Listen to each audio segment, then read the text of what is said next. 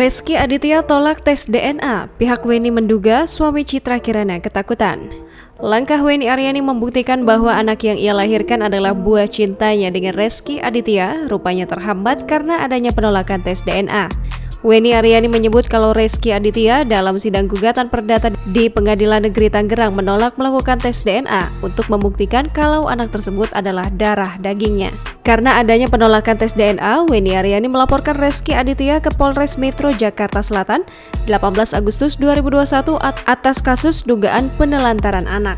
Weni Aryani menganggap kalau Reski Aditya menelantarkan anaknya sejak lahir ke dunia hingga saat ini yang sudah berusia 8 tahun. Kuasa hukum Weni Ariyanti Rusdianto Matulawuta menyebut dugaan penelantaran anak ini dijadikan oleh Weni adanya fakta baru sehingga terjadilah pelaporan kepolisian yang dilayangkan ke suami Citra Kirana itu.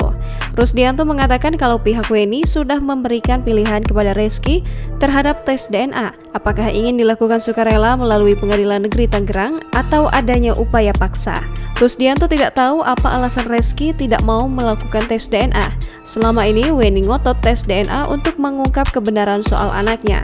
Dengan adanya laporan kepolisian ini, Rusdianto mewakili Weni Aryani berharap Reski Aditya patuh akan hukum dan mau melakukan tes DNA agar terungkap identitas anak yang menjadi pembahasan selama ini. Jangan lupa subscribe, share, komen, dan like ya!